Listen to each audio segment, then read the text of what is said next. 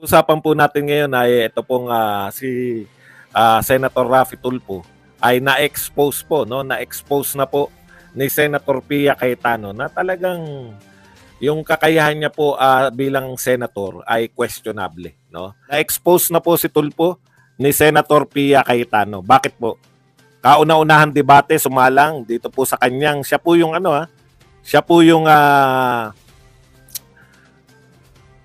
anong tawag doon? Author ng bill. Yan, tungkol po sa mga seaman. Hindi na po natin iisa-isahin yung laman, yung mga pinagtalunan na lang po. Una nilang pinagtalunan. Okay. Una nilang pinagtalunan yung pong domicile at saka yung permanent, yung residence, no? Question kasi ni Pia Cayetano. Ako mismo, alam nyo, sa totoo lang, talagang hindi mo malalaman yan pag hindi ka naman nag-research, di ba? Ako mismo, ano nga ba pagkakaiba ng domicile tsaka residence? Kung matatandaan po nyo dito sa Pilipinas, sinasabi ni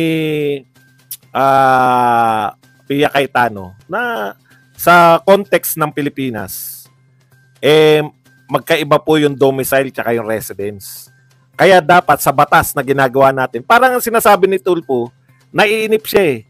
Automatic na yun yung pakahulugan natin. Ay hindi po. Kasi nakalagay doon sa batas ni Tulfo, once na merong quarantine, o once na nagkaroon ng pandemic, halimbawa, tapos na quarantine yung mga seaman, gagastusan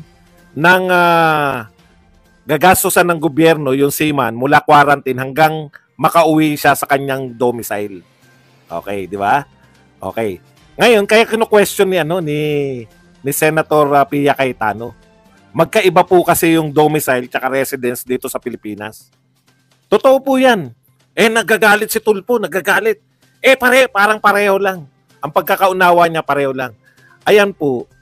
Kaya nga kaya iba talaga yung senador eh. Pag wala kang tiyaga, mamamali ka sa pagbabatas. Bakit po? Okay. Pag sinabi palang domicile, siyempre nag-research na rin ako. Wala naman ako researcher eh. No? Hindi po ako senador na may budget para sa mga researcher. Pag sinabi pong domicile, sila may researcher na. May researcher na sila, hindi pa nila maunawaan yung batas nila.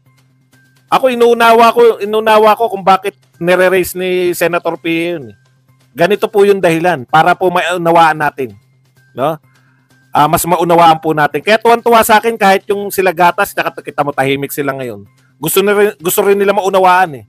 Wala naman kasing vlogger sa kanila na nauunawaan nila, kaya balik ng balik yung mga yan dito eh. Nagkukunwari pa lang yan dalawa na yan, pero nakukonvert ko na yan. Unti-unti. Bakit ko nakukonvert? Henyo ko eh. Okay. Makinig ka, Gatas. Ito po. Domicile pala. Kaya tayo sa Pilipinas, meron tayong residence, permanent home residence. Di ba? Lahat ng ina-apply natin, dalawa, nabubuisit na nga tayo. Pareho lang to eh. Di ba? May iba po palang kahulugan yan. Karamihan po kasi sa atin, meron tayong mga provincial at yun yung tinatawag nating home address. Permanent home address. Iba po yung address po natin. Halimbawa, meron po tayong nagtatrabaho po tayo dito sa Pilipinas, sa Maynila. Yung residence natin, yun, saan tayo nakatira rito. Yung permanent home address natin doon, ano po yung domicile? Yun doon po sa probinsya. Meron pong dalawang para matawag na domicile yung bahay mo. Yung domicile, doon mo intention na pagkatapos ng lahat, doon mo intention na tumira. Kaya technical po yun eh. Very technical siya eh. Yung isa naman, yung residence, pwede po yan, pwede pong hindi domicile yan. Kasi kaya ka nakatira dyan dahil may limit yung pagtira mo kung wala nang silbi yung hindi ka dyan maninirahan pang habang buhay dahil parang pansamantala lang yan yung paninirahan mo dyan. Ano kasi yung pinagtatalunan nila kung ganun ba dong? Nakalagay dun sa batas ni Tulfo na ginawa, sasagutin ng gobyerno yung gastos ng seaman mula pag-quarantine hanggang makauwi siya sa kanyang domicile. Bakit nga may diferensya yun, Badong? Ang kulit mo naman, Badong. Anong diferensya nun? Ang diferensya po nun, paano kung hindi siya sa domicile niya umuwi? Sasagutin pa rin? Di ba tayong kung may bahay siya rito, Sa alimbawa ako BGC. Nakatira ako ngayon, residence ko BGC. For ilang buwan ako rito. Halimbawa dito ako umuwi. Hindi pa ako umuwi sa Bulacan. Yun ang akin domicile. Sagot pa rin ng gobyerno. Kung 3 taon ako nakatira rito sa residente ko, wala, tapos na yung tapos na yung pandemya, sagot pa rin ng gobyerno yung ginagastos ko araw-araw. Kasi hindi pa ako nakauwi sa bahay. Yun po yung pagkakaiba nun. No? Kaya gusto ni Pia Cayetano yung sagutin lang ng gobyerno, yung hanggang quarantine lang, hanggang makauwi.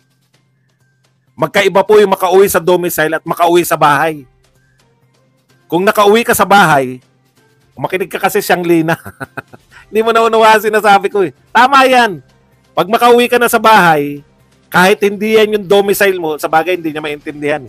No? Hindi niya maintindihan yung domicile. Tsaka, kayo po naintindihan nyo naman, no? Yung majority.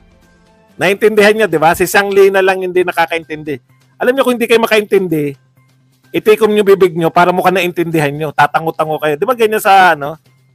Ganun-ganun lang para hindi mahirap. O yun yung una nila. Mahirap po yun. Kasi nakaletra sa batas yun eh. Pag sinabi sa batas na hanggang makauwi ka sa domicile mo, sagot ka ng gobyerno. Puta kung may bahay yan sa Maynila, ang domicile niya yung balak niyang manirahan ng permanente pag natapos na lahat ng trabaho niya. Kaya may yung seaman na nakatira sa Ilocos, may bahay dito sa BGC. Pero hindi niya balak dito magtagal. Ibig sabihin tuwing umuwi siya, meron siyang bahay dito sa BGC dahil kumbinyente, ang lapit ng mga marina, kung saan man, ang lapit ng airport, ang lapit ng lahat, di ba? O, kaya may bahay naman siya dito mula quarantine, dito siya dumiretso. Nagtagal pa siya, syempre may asikasuhin pa yan, seaman yan eh. Asikasuhin niya yung mga nag-schooling pa yan. Yung mga ganun, nag-i-schooling ka lang kaya ka nakatira sa BGC. Hanggang nag-i-schooling ka na, sagot pa rin ng gobyerno yung dahil dun sa letra ng batas. Yun yung gusto ni Pia Cayetano na ma-define ni Rapi Tulfo. Magkaiba po yung domicile tsaka yung residence. Una po yan. Okay? Yan po yung una nilang pinagtalunan. Tapos marami pa po. Pero napiko na po si Rapi Tulfo. Dito po yung nagtatalo na sila tungkol dito sa sino yung magte-training sa mga seaman. 'Di ba? Kasi sinasabi ni parang ang labo kung sino yung magte-training. Ayan. Parang ang labo kung sino yung magte-training sa mga seaman, sabi ni Pia Cayetano. Sino ba talaga? Kasi in-state lang ni Rapi Tulfo, tapos bumanat ngayon si dating TESDA man. Si TESDA kasama ron eh. O tapos hindi pa natatapos, dumadaldal pa si Pia na dapat malinaw sa atin kung sino kasi magtuturuan yan eh. Pag marami po yung may pagkukunan ng certificate, dapat kasi malinaw daw sa batas. Doon na napako na si Rapi Tulfo. Ito po yung sinabi ni Rapi Tulfo, sa biglang tingin, mukhang tama siya. Sa biglang tingin. Hindi naman tayo mga senador eh. O, ano po yung sinabi ni Rapi Tulfo? Alam niyo po, tapos na tayo sa period of interpellation o debate. Narito na po tayo sa period of amendments.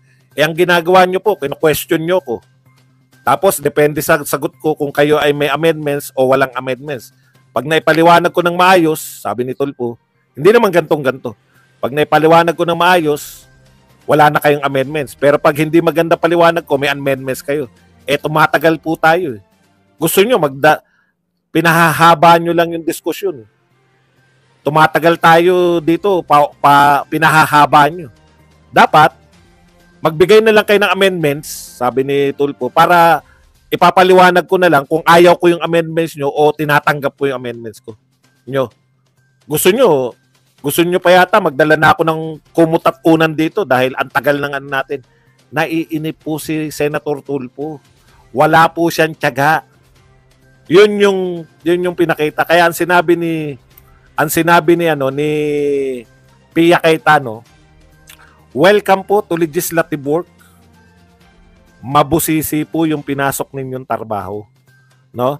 Yun po yung sinasabi natin na baka hindi alam ni Senator Rapi Tulfo. Kaya nga, ano yung sinabi sa kanya na nakakaalam? Nung kino-question si VP Sara Duterte, ano sagot ni Sara Duterte? Okay po yan, yung sinasabi nyo. Gumawa po kayo ng batas, susundin namin.